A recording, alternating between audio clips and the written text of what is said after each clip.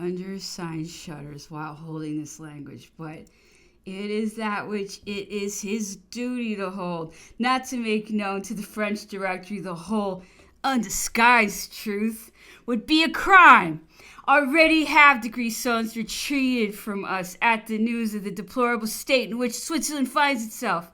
They prefer the yoke which once inspired them only with horror. The fetters of the Tyrol are forged anew. Swabia, ready to embrace a system of liberty, repels it far from her. Those who not long since had sworn to propagate now swear to oppose it with all their strength. And the neighbors of Helvetica reject with affright fruits which to them appear to be poisoned. The real Republicans of Helvetica will be the first victims of so great a disorder. The towns, the only supporters, the only asylums of the new order things, will be delivered over to the fury of the country people who accuse them of being the cause of their misfortunes in giving the first impulse to the revolution. It is upon them that will fall the first excesses of their blind rage. All Europe will resound with their fatal prognostics. The English think they have escaped from the anger of the great nation because she permits useful neighbors to destroy one another,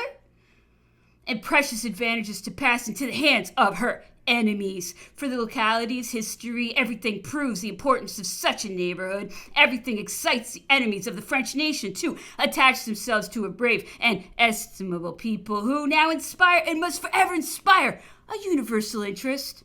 Citizen directors, you who decide with as much felicity as glory the fate of nations, calm, while there is yet time, calm the intense tumult of the Swiss people. You have the power, the memory of the past, actual sufferings, all concur to agitate them. Let then your wisdom obviate the extreme misfortunes which may be inevitable. Fulfill the wishes of the Helvetian people in the name of humanity, of liberty and equality, presented to you by their organ, the undersigned. Thenceforth the remembrance of your bounties will constantly be as dear to them as they will glory in forming a strict, indissoluble alliance with the first people upon the earth. To that effort the minister plenipotentiary of the Helvetian Republic demands, first, that funds of all descriptions which have been sequestrated or that have been carried away from the Helvetian nation shall be remitted to the new government in order that it may be in a state to meet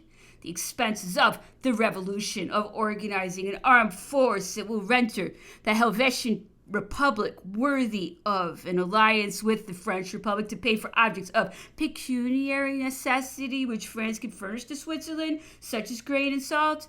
Second, that diverse parts of Helvetia charged with contributions shall be exempted. Third, that the artillery, the arms, the magazines, and in general all the effects taken from the Swiss nation shall be returned into the hands of the constitutional government. Fourth, that the number of French troops in Switzerland, the cavalry above all, shall be reduced to what is absolutely necessary, and that those troops shall go away entirely as soon as possible. Fifth, that the constitutional government of the Swiss Republic shall be favored by every possible means in the exercise of her authority, and for that end it must be ordained that the agents of the French Republic in Switzerland shall come to an understanding with the directory of that power upon all the objects which it concerns, acting only in its name, with its consent, and in observing all the respect which is due to it.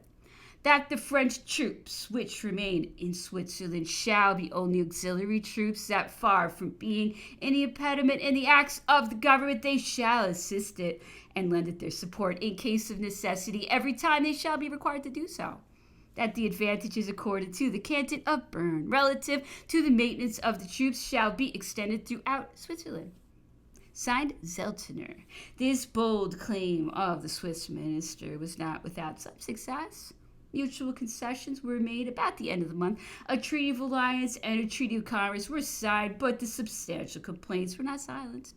The French agents continued to tyrannize over and to despoil Switzerland, who on her side supported with impatience the yoke of her pretended liberators, Holland was not recovered from her interior revolution that the General Dodiel had effected in the preceding month of June, thanks to the aid of the French General Joubert.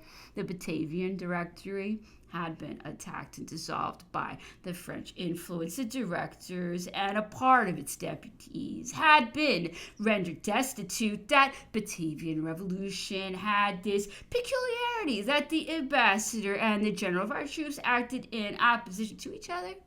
Our allies were not edified by such a disunion, which might have prolonged the struggle, but the party of Dendale and Joubert having obtained the ascendancy, the ambassador Charles Leclerc returned to Paris, where his complaints were unraveling. They served only to lessen the consideration of the French Directory in the eyes of the opposition. Holland, after that epoch, beheld the parties more exulting than ever. Some bore upon their cockades as a rallying sign the inscription 22nd January 1798, and others the words disarmed on the 23rd of June. The disorders in Holland could not reasonably be wholly attributed to the French government, but it had contributed to them by its violence and unskillfulness, and thanks to that state of discord, the Batavian Republic was a greater expense than a benefit to us.